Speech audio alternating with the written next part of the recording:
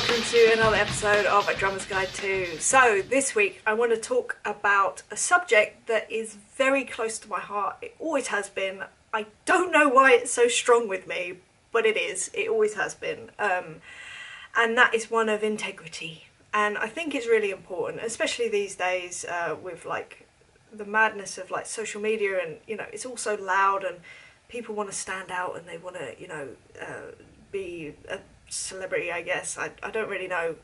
I'm not, you know, I'm just before that generation basically, so it's still a bit of a perplexing thing to me, but you know, each to their own and all of that. And I should really preface the whole of this video with this. This is absolutely each to their own.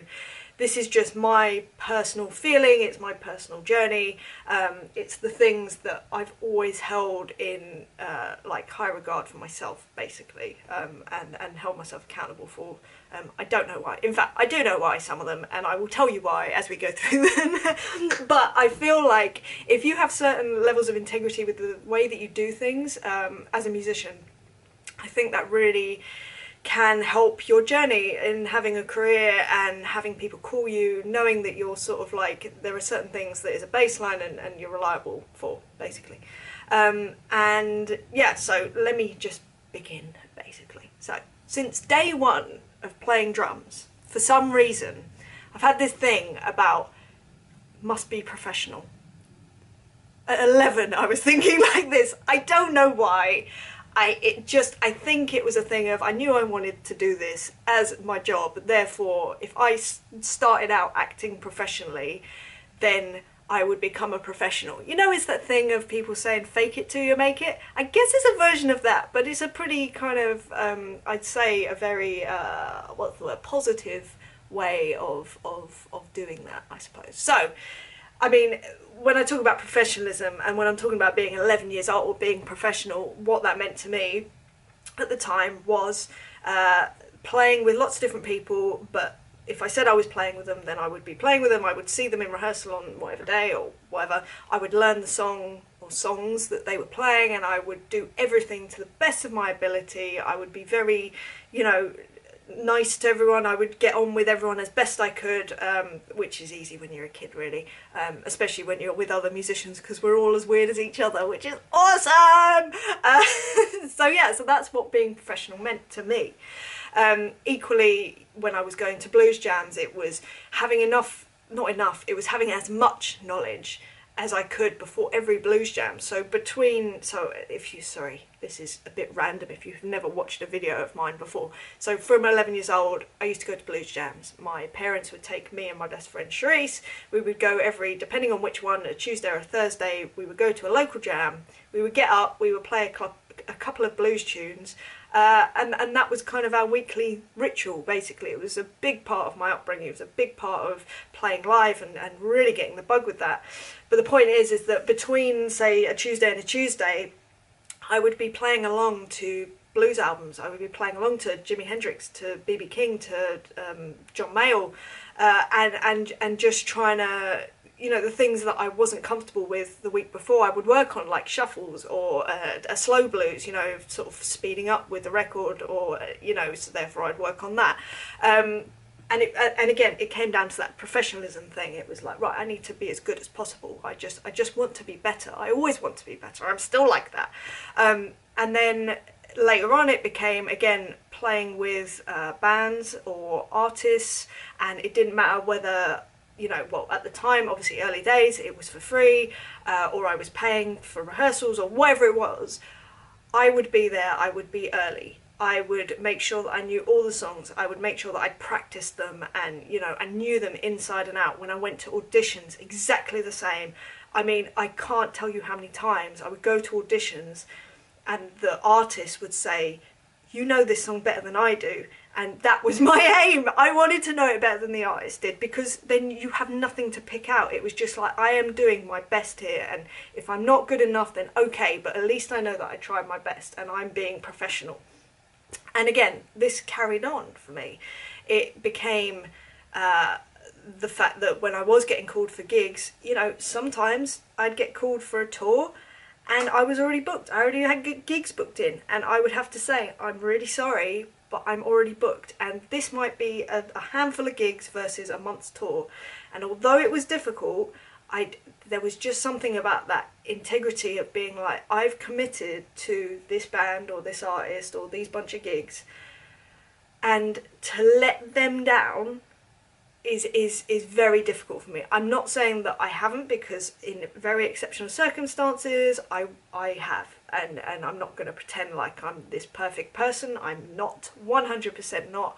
But it would take a lot. It would take a real lot for me to bail on people, because that isn't just in my nature. And again, it's the integrity thing.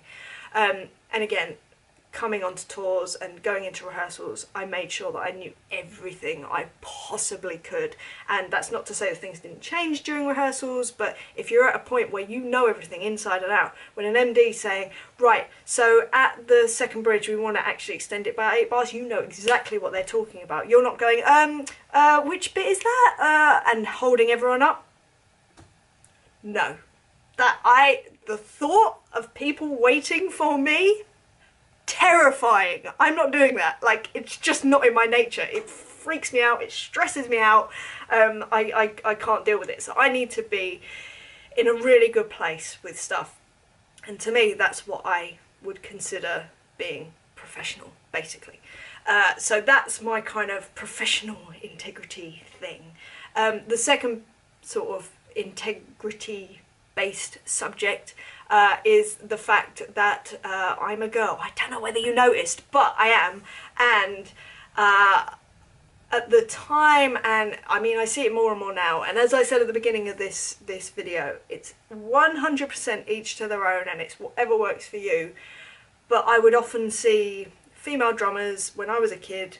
If they were a girl, they would be quite scantily clad. I mean, actually, when I first started out, the only girls that I would really see would be in Rhythm magazine, in adverts, and they really would be scantily clad. And I was like, I don't want that to be a reason that I'm being asked to do a gig. It just doesn't feel right. I want to be there because I'm a good drummer. Full stop. End of. No other reason.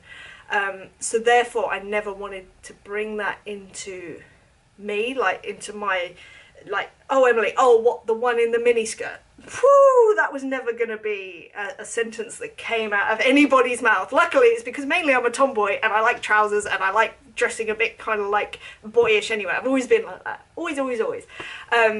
So yeah, I mean, I would make effort to make sure that, you know, when I would go to, for instance, I always remember going to drum shows. Me and Charisse, we would go and we would make a conscious effort of sort of like working out what we would wear like a couple of days before, and it would always be, it would never heels, aside from the fact that we can't walk in heels. Well, we maybe can now, but we certainly couldn't then. It would never be skirts, no chance. It would always be like jeans. It would be like just like a t-shirt, tank top, whatever.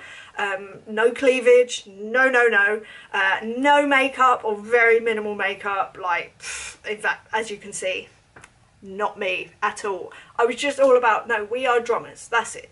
End of. It's not about being female drummers. It's not about, oh, they're pretty. It's like, no, we're just drummers. We just hit things same as you. We want to be great drummers.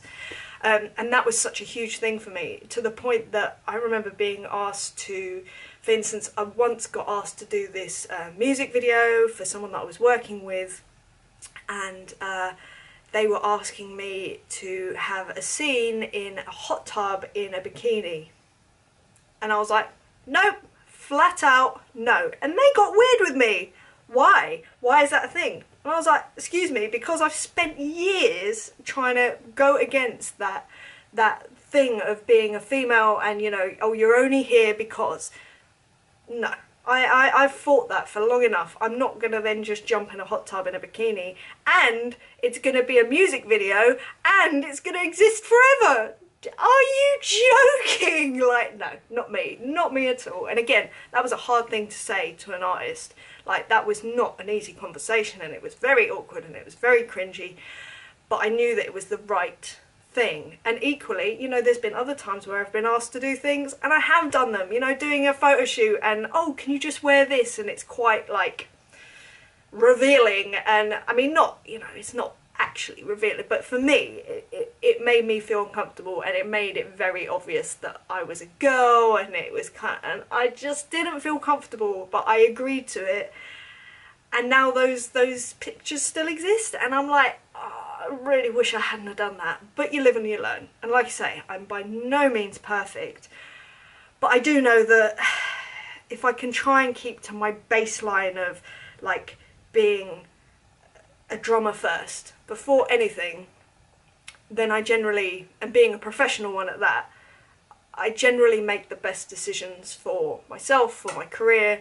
I don't find it difficult when I'm, you know, recording drum videos and I'm in tracky bottoms and like a t-shirt like this. That's not hard for me, because, you know, I do get people talk to me about, especially these videos, and it's generally, I really like the fact that you come on and you talk and you have no makeup on, and, you know, and I'm just like, well, I'm just being me. I don't walk around with makeup on. Like I say, I only wear makeup if I'm on stage, and even then, if I can get away with it, I won't. It's just not me. It never has been me. If it is you, go for it. If you want to do the full-on like contouring and amazing like makeup and hair and all of that for a video like this, do it. It's amazing. I respect that. I think that that's an artistry in itself.